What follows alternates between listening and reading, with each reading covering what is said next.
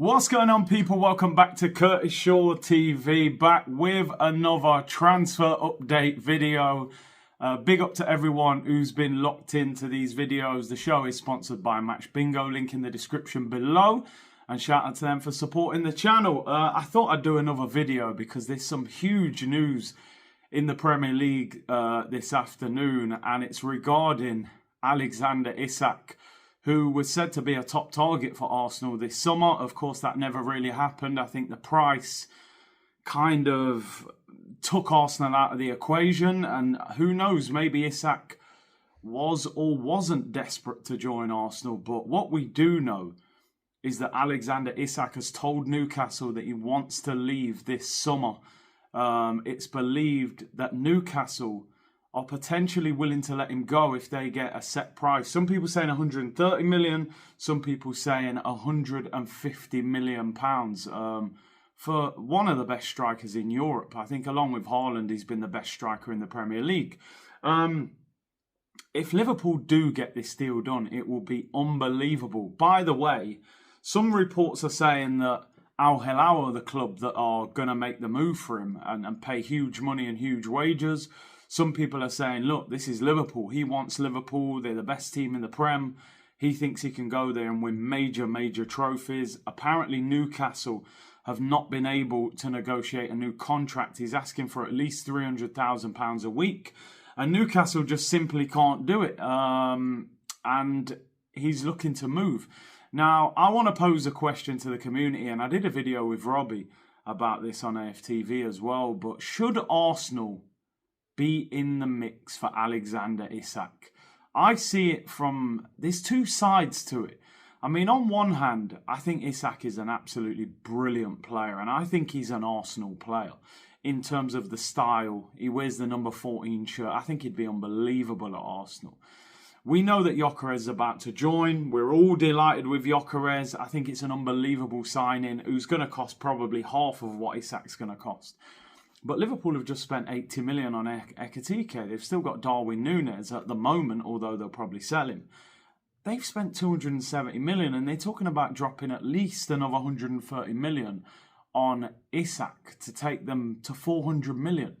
Should Arsenal be getting in the mix? This was their number one transfer target. We all believed he wasn't available. Well, he is available. Do you break the bank for him? Is it too much? Is it too greedy to say Gyökeres and Isak, and we still need a left winger?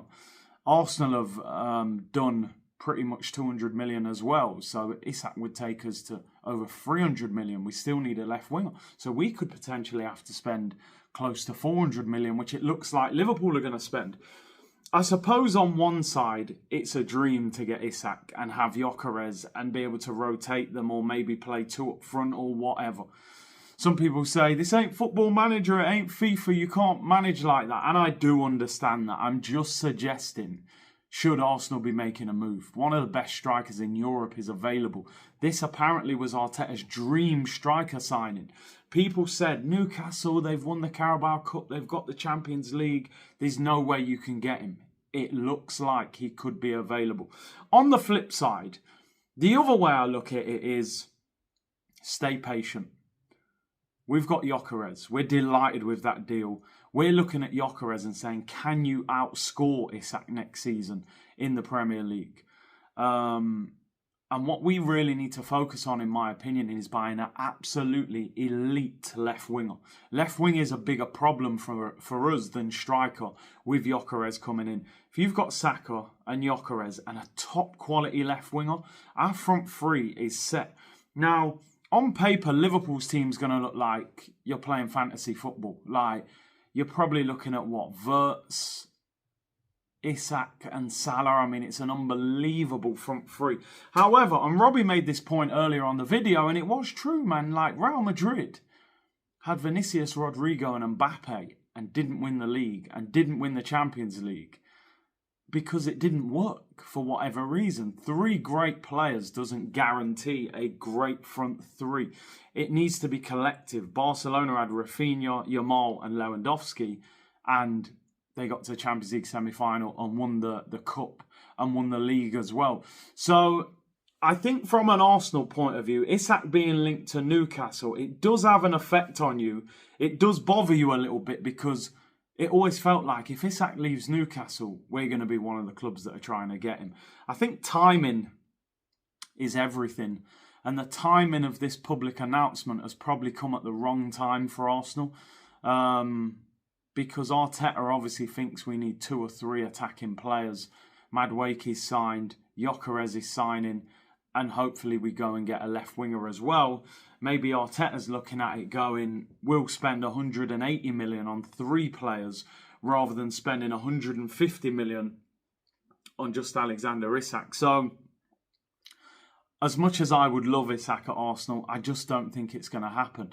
It's a shame, and maybe if this situation was public 7-8 weeks ago, which maybe agents in the background were telling the clubs that Isak maybe wants to leave, but maybe Arsenal looked at it and says, sign Isak or try and chase, sign Gyökeres or try and chase Isak for the next couple of months, where you got a battle with Saudi clubs offering him crazy money. You got a battle with Liverpool, who are the champions. I suppose the reality of the situation, if we're being totally honest, if Isak chose between Liverpool and Arsenal, maybe he would choose Liverpool. Apparently, he said that Anfield is his favourite away ground in the league. I'm seeing these pictures and stories that people are putting up saying that he's always had this connection with Liverpool, and it was a club that he sort of followed when he was younger. They're the champions of England.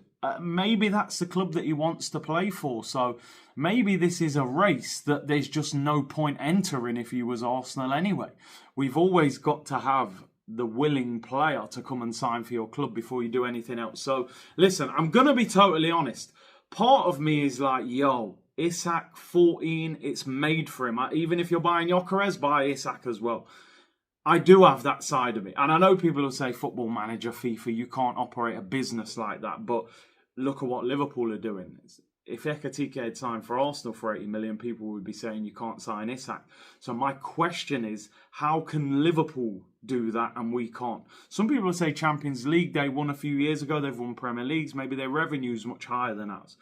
However, the way Arsenal operate and the fact that we're not being linked with Isak, my thing is this, Arsenal.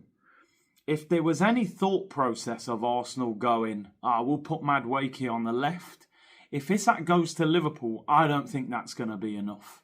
And I don't think it's going to be enough anyway, even if Isak doesn't go to Liverpool. Madueke needs to be a rotation player.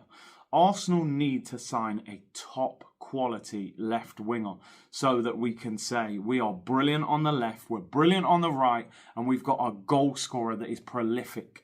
Even if on paper Liverpool's team looks more glamorous and more expensive, it's about the collective. It's about what those 3 players can do and how they can operate. I think Isak will bang goals in at Liverpool. He's a good player. He's a great player, and they create a lot of chances. But there's no guarantees.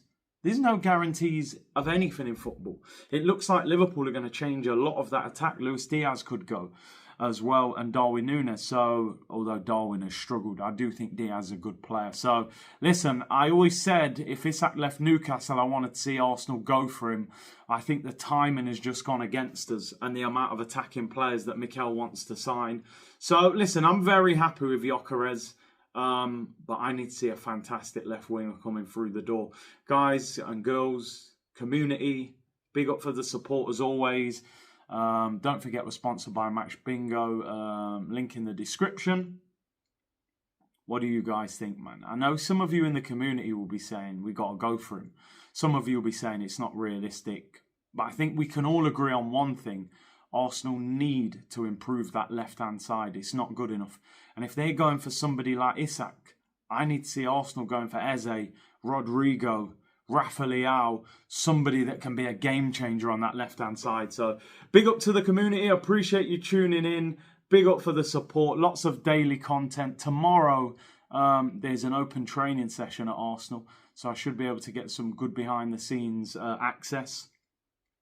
So hopefully I'll have something to tell you, and maybe we'll find out something about Gyökeres. It'd be great if Gyökeres was here, but from what we've heard, a number of journalists are saying that he will finish his medical on Friday and then fly out to Singapore. So maybe he'll be involved against Newcastle. So Big up to everyone locked in. Appreciate your support as always. Hit the like button and subscribe. From Singapore, it's late at night. I will see you all soon, people. Bless.